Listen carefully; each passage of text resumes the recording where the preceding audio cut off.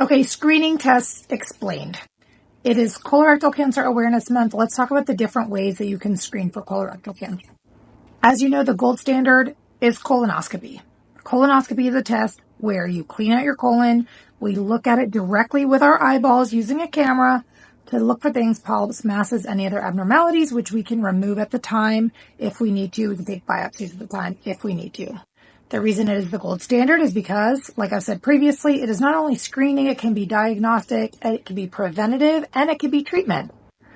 Now, because a lot of people feel a little bit nervous sometimes about going under a procedure, under anesthesia, having to do the prep, they may not have time, there are other options that we can use for colorectal cancer screening.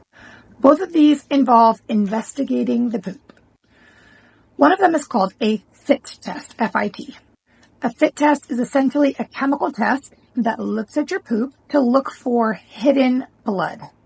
Now, why is that important? If you're not seeing blood in your stool, or maybe there's no changes in your stool in terms of the color, there can still sometimes be blood hidden in the stool. And so essentially you take a specimen from your bottom, you send it off, and it detects what we call occult blood.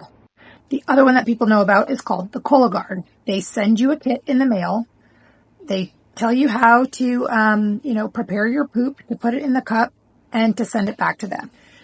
This is a DNA test. This DNA test is looking for cancer cells and sometimes can detect precancerous high-risk lesions as well. Let's talk about accuracy and the limitations of all of these tests. Colonoscopy sees and prevents cancer 95% of the time.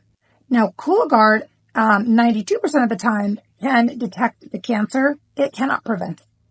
The FIT test, so the one that detects hidden blood in your stool, can detect it about 74% of the time, and it needs to be done yearly. But here's the thing. If the FIT comes back positive or the Cologuard comes back positive, you're going to need a colonoscopy.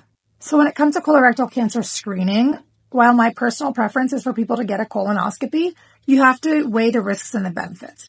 If you absolutely just cannot fathom yourself getting a colonoscopy, please don't skip colorectal cancer screening. Go for a FIT test or go for a Cologuard test. You should also weigh personal factors. Are you having any symptoms? Do you have a family history? You also have to weigh insurance coverage.